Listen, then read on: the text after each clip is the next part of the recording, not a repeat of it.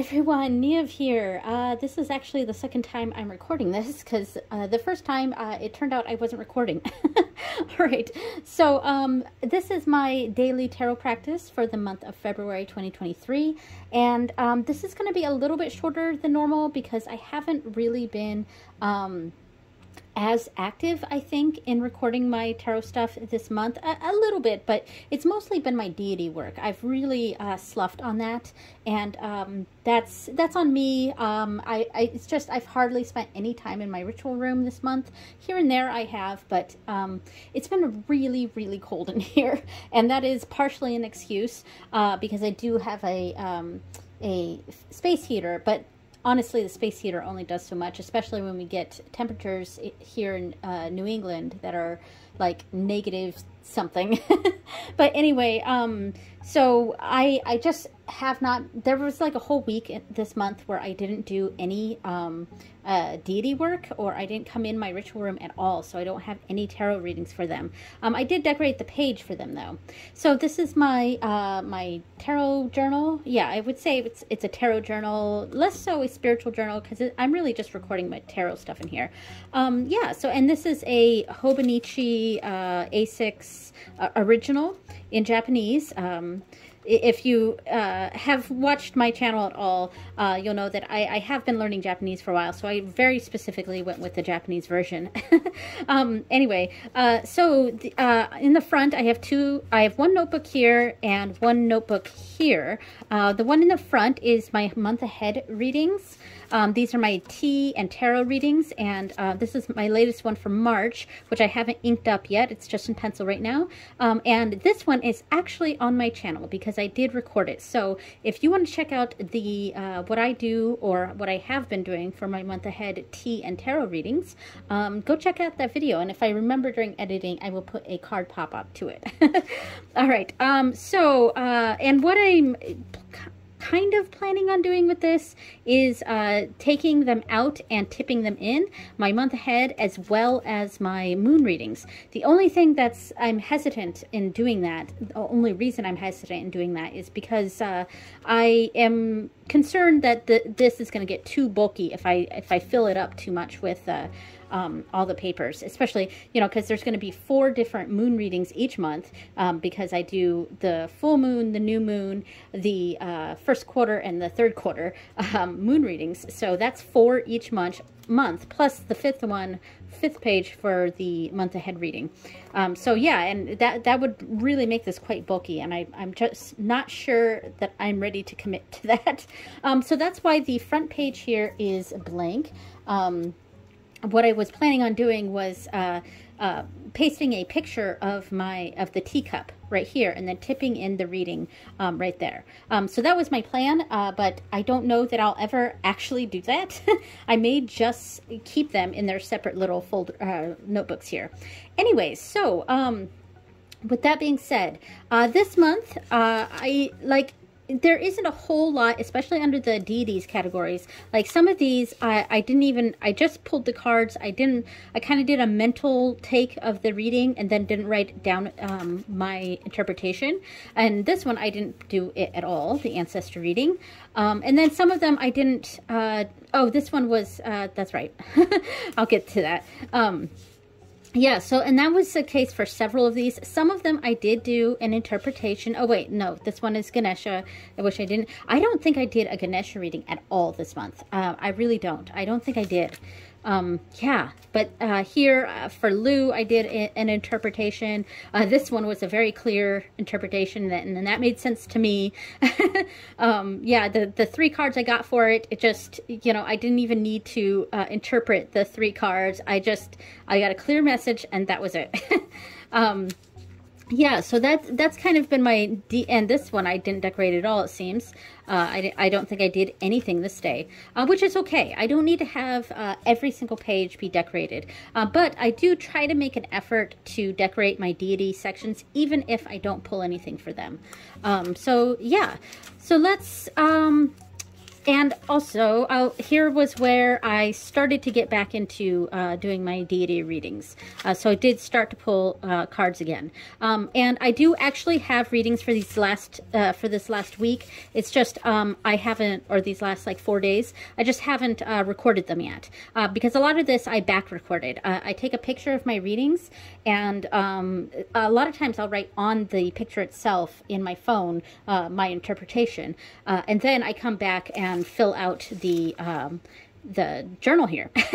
So that's kind of what I do. I kind of just spend one day where I just go through and just back record everything. All right, so let me just go ahead and start pulling out what decks I used. So I'm going to start with the deity stuff. So of course with my Saturday readings with on Morrigan, I used the Morrigan Oracle cards and the Crow Tarot, which I'm not going to pull out because I've pulled out a gajillion times on this channel, so you guys know what they look like. Now, I did start off doing what I did before in my the past month, where I was pulling 3 of the Crow Tarot and then pulling 3 cards from here and placing them on top of the Crow Tarot, just kind of to get a more a further reading, a more in-depth reading. And that was great, but I did end up, once I had kind of sloughed off a little bit in my deity work, I came back and just worked with the Crow Tarot and didn't use the Morrigan Oracle here. So yeah, so that was with on Morrigan. Now for Dagda, I do that on Wednesdays. I used a Sacred Sites Tarot, which was actually pretty cool. I kind of liked using this for on Dagda.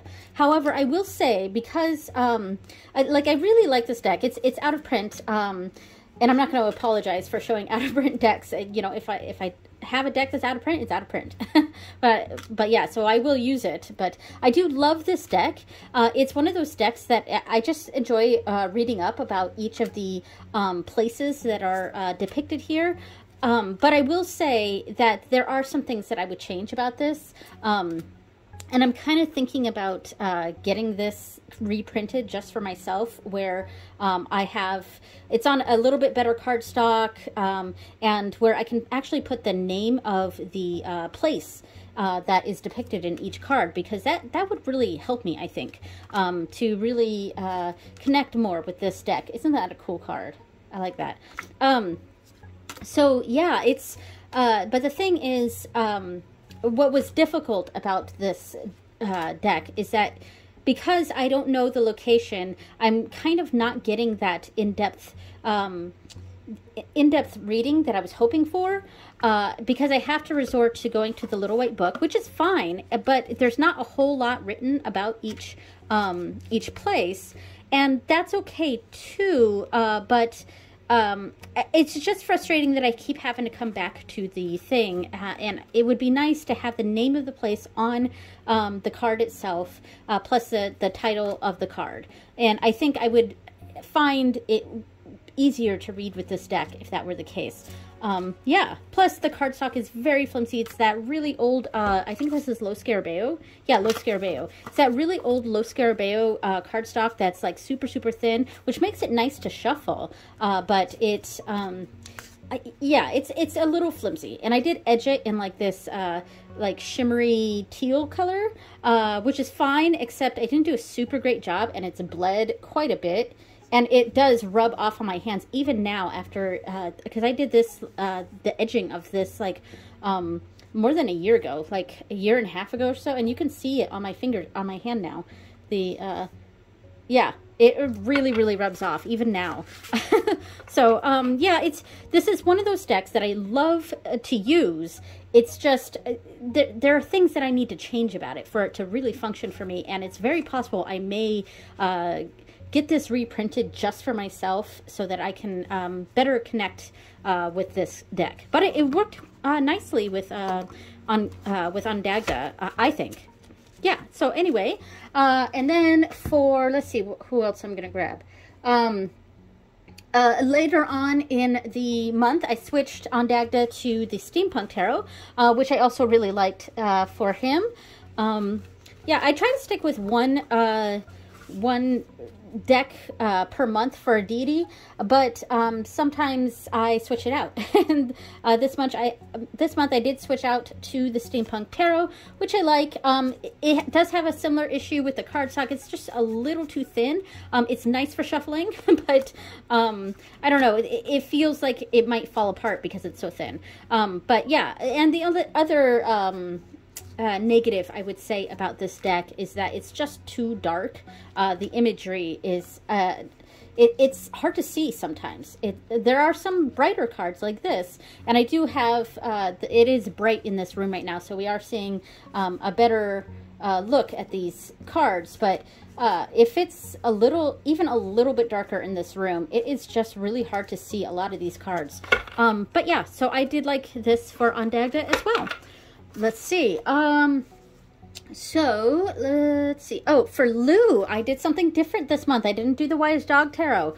I actually did the Grunge Tarot for Lou, which I quite liked. I thought it was a pretty good Lou deck, honestly. Yeah, this was fun. I liked it. Again, I think someday I am going to chop off these borders, because this deck, I don't really care for the cardstock of this. I also don't really like the backs, but I don't really care for the cardstock, and the cards are just a little too big for me, so it's hard for me to shuffle.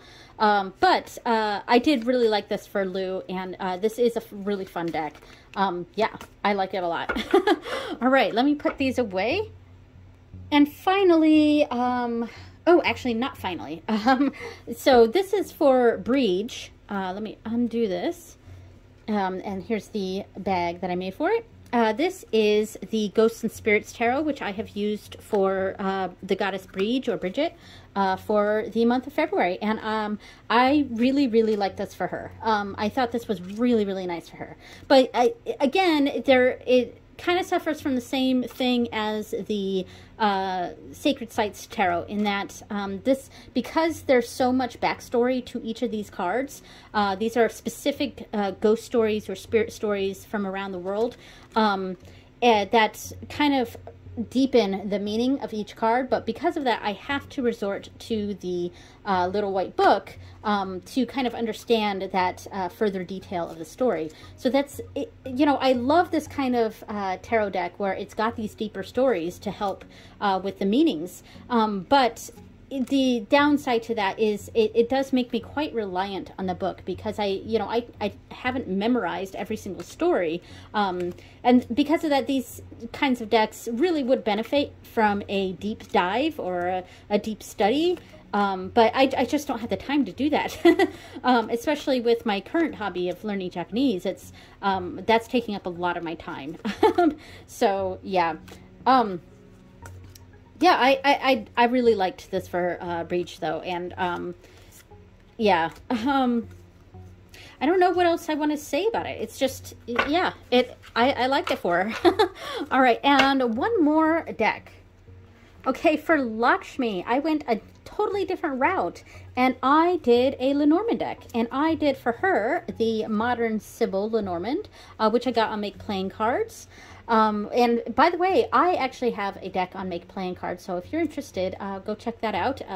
If I remember, I will leave a link in the description. Yeah, so I quite like this for her. And there are 3 cards missing from here because they're actually on her little altar right now. So yeah, so I've just been doing a 3-card reading for her, and kind of not really writing down what the meaning is, just taking a mental note of the reading and moving on. And I really, really enjoyed it. And I think I might start, I might have a month where I use a Lenormand deck for each of my deities, for my daily readings, or my weekly readings rather, because I do it daily, but it's 7 different deities or spirits, or because one day is ancestors. Yeah, but it's done weekly for them, but it's every day for me.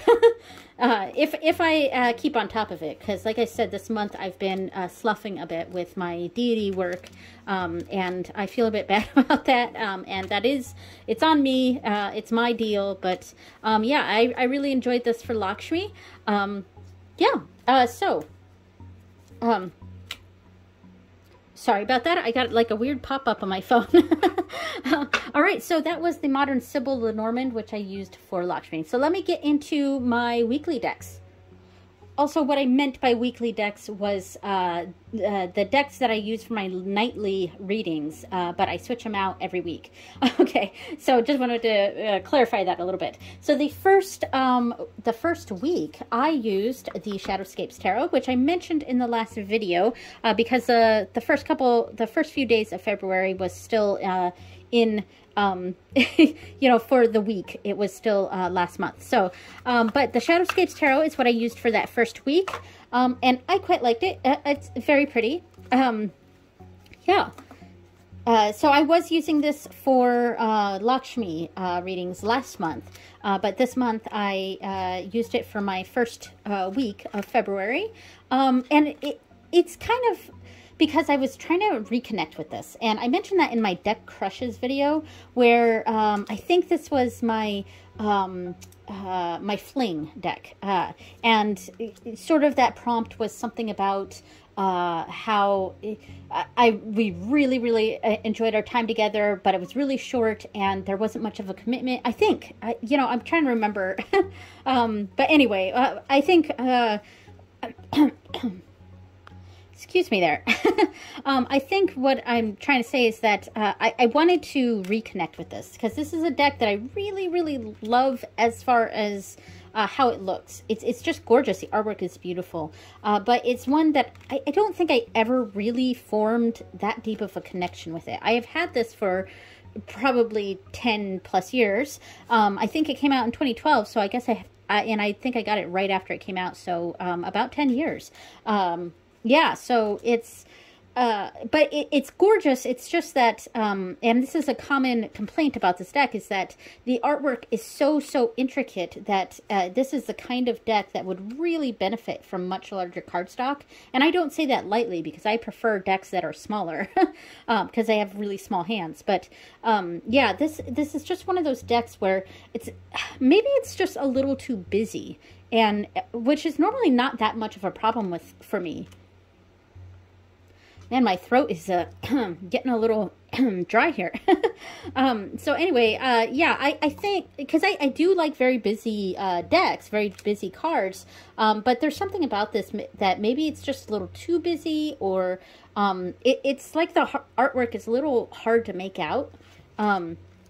So yeah, so I used it that first week of February to really try to reconnect with it, and I don't know that it really worked.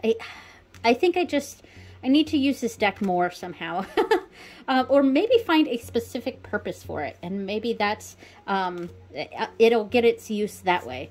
I don't know. All right, so that was the Shadowscapes Tarot, and that is what I used for the first week of February for my nightly readings. Okay, so the next week, I went a totally different route, and I went with the Tattoo Tarot. And I say it's a totally different route because I feel like, as far as energies go, the Shadowscapes Tarot feels very, I guess, feminine for me, whereas the Tattoo Tarot feels a lot more masculine for me. And, of course, that's just my personal feeling of the cards themselves for me. But, yeah, so because of the busyness of the Shadowscapes Tarot, I really just wanted to pare this down and go down to something that's a lot more pippy and not too extravagant, not a whole lot going on, very straightforward. And, you know, this is also a really cool deck. I will say that I don't like that the backs are like that white, whereas the fronts are kind of a cream color, and that's just a pet peeve of mine with some decks, and some decks do that for some reason. I like the back, I just wish it was like a cream color, the same as the front. But yeah, so that's, and also they're slightly too big for my hands, so I eventually I will trim off these edges here and take off the borders, and I think that might really help me shuffle these better. But yeah, I liked it. I have no complaints about this. This is a very straightforward deck for me because it is a kind of a pip deck. I mean, it is a pip deck, but you know, there are some pips with feelings, like, you know, the Two of Cups. It's got the hearts here too, so it really indicates that that love aspect of the Two of Cups, or partnership, things like that. So there is a depth to this deck. It's not just pips, but yeah, I like that bold line work. That's a big favorite of mine in tarot decks. All right, so that was my second week of February, and I used the Tattoo Tarot. So I think before I bring out the next one, I just wanted to go over a change that I made in my nightly readings. So, and I think it started... Did it start? Yes, because before what I was doing, and I'll use this page as an example, I was doing the reflection of my day in the center. Then to the left was going to be what I need to release, and to the right was what I need to embrace for the next day. And that's the nightly reading that I've been doing every day for the past like 5+ months. And honestly, I was getting a little tired of that specific layout. So I kind of did a Google search and looking for daily readings or daily spreads. And I came across one that if I can find it again when I'm editing, I will make sure I put a link to where I found it or something on for this video. But anyway, so what it had, it was a 3-card reading, just like what I do before, except the first card is over here, not in the center, but it's over here, and it represented kind of the tomorrow's general energy, or the general theme of tomorrow. General theme for the next day. So this is very predictive, whereas this one did a card to reflect on the day and a release and embrace. This new layout has been basically a totally predictive and a to-do for tomorrow, which is fine. So the first card was tomorrow's energy. The second card was what to look forward to, and I changed that to positives, the positives for tomorrow. And then the third card was what to avoid for the next day. And so in theory, I like that, but I gotta say in practice, this has not been hitting for me. And I think because I don't want to go back to the reflection, release, and embrace, at least not for a while. I want to try to come up with something that's similar to that, but different. I need different prompts. But this particular one wasn't quite working for me. And so that day started. So this is the next deck that I used, and this, I ended up using this for 2 weeks because I loved it so much. And this is my Moon Crystal Tarot. Of course, it's my Sailor Moon themed tarot deck, one of my favorites in my collection. Yeah, I love this deck so much. The box does get a little torn though when I try to lift it, but it is what it is. No deck is perfect here. And oops, not all the cards came out. Okay. So this is a beautiful, beautiful deck, and I love the edging here. It is getting quite a bit scuffed though, because I use this deck a lot. Yeah, I really, really like this deck a lot. And that's exactly why I used it for 2 weeks. And this is a deck that I really like to use specifically for love readings. So maybe because it's February, I don't celebrate Valentine's Day, but you know, it's in the, you know, zeitgeist of our culture. So it's maybe subconsciously I do sort of associate February with that love energy. So maybe that's why I was drawn to use this deck, and why I used it for 2 weeks this month. And also just because I love this deck. So yeah, so basically what I did for this, you know, I did like tomorrow's energy, let's say it's this one, and then what to look forward to, and what to avoid. Let's do that one. Yeah, so that's kind of what I've been doing, and you know, so I could read into this. Tomorrow's energy, maybe I'll feel especially close to my husband or something, or there will be a sort of partnership thing, or a give and take sort of energy here, which is more the Six of Six of Pentacles.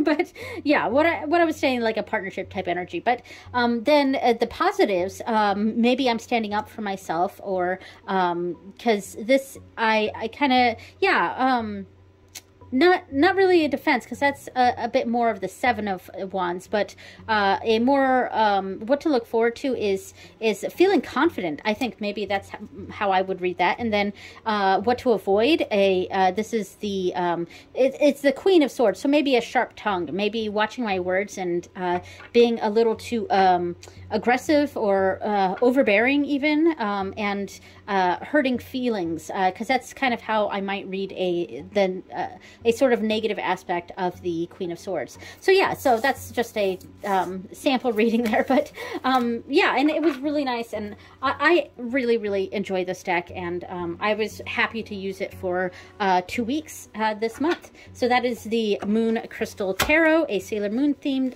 deck, and I used that for 2 weeks in February. So finally, we come to my last deck here, the last week of February, which is really only lasting a couple days before we go into March. So this will be in my March video too. It's my first reading. And this is, let me pull it out so you know what it is. This is the Everyday Witch Tarot. And yeah, so how I pick my decks is very spur of the moment.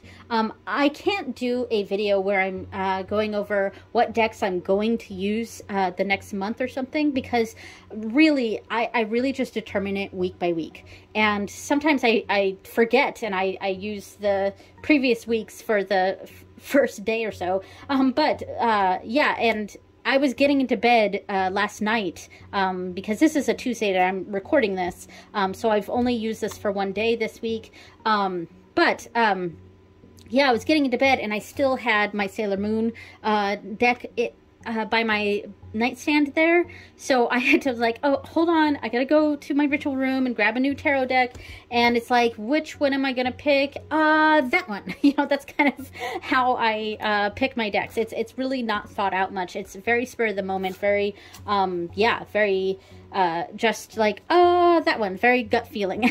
But yeah, this is a super fun deck, and I don't use it as much as I would like. Honestly, I don't, and it kind of makes me sad because it's actually a really good reader, and it's I wouldn't say it's like one of my favorites. It might be in my top 10. I'm not sure. I've done a few top 10 videos, so but like I say, in those videos, like, you know, ask me 5 minutes from now and my list would be totally different. So as far as the Everyday Witch goes, I don't know that I would put it in my top 10, but it would be very close. And I do really like this deck. I just don't use it as often as I would like. So I might use this for 2 weeks to really enjoy this deck more, because it is a really nice one. I like this one, and Eight of Pentacles is my favorite card in general, so I quite like this Eight of Pentacles. Yeah, so I'm you know, I only had one reading this month with this deck, and it's not even in my book right now, because like I said, the last 4 days I haven't really recorded. I will record, but yeah, so anyway, so that was my this is the Everyday Witch Tarot, and it is what I used for the last week of February and the first week of March. So yeah, I'm gonna figure that out later. Right. And real quick, before I leave, just a sneak peek of some of my other journals here, which I go over on my other channels. This is my language learning journal, where I'm kind of just doing a journal entry a week in my in the language that I'm learning, which is Japanese, of course. This is the painting I did. I'm just very quickly going through this. Second week, of course, this is an Agretzko theme for this month. This one was the one we just had here, and I'm currently on this week, but that is what I have for this one, a very Haida themed week. And of course, and here's my kanji of the day for my monthlies here. And the previous month was Cyberpunk, Edgerunners, and the month before that was Inuyasha. And yeah, and I showed these on my channel before. So yeah, so that is my language learning journal, and this one is my hobbies journal, which I go more in depth in my art channel. This one, by the way, I go into on my language learning channel. So I'm going to try to remember to put pop-ups to these. So language learning channel and my art channel for this one. And this one is a bit different. I have things like my menstrual tracker in here, and my YouTube uploads that I use for the monthlies. This one is a little bit more practical, recording like my everyday things. But it's more of a record of the hobbies and things like that I'm doing. And it's got more in-depth Japanese stuff that I'm learning. Yeah, and like my daughter was in a play, so we went to that. I'm just going to do a quick little walkthrough of this. Yeah, and I do some of my kanji studies in here. Yeah, and whatever Japanese book I'm working from, any shows we're watching, or anime. And of course, I kind of stick with the One Piece theme for this, because this is One Piece. The book itself is One Piece themed. It's a Hobonichi A6 original, but it's the One Piece one. And I just recently got the matching cover for it, because I was using the Inuyasha cover, which I'm going to use for a general Japanese journal now. So yeah, I'm not going to go too in depth on this, because and we watched Super Bowl that day, and yay, go Chiefs, because that's my team. Yeah. So yeah, so that is my hobbies journal. My oldest daughter had a jazz concert that day, so yeah, and the last couple days are still in pencil, because I haven't done the ink. I haven't inked it up yet and put stuff on it, and then we'll go into March here. All right, and I also have a One Piece pencil board now, which is cool. All right, so that was probably boring for you guys, because this is my witchy channel, but anyway, thanks so much for watching, everyone, and I will see you next time. Bye.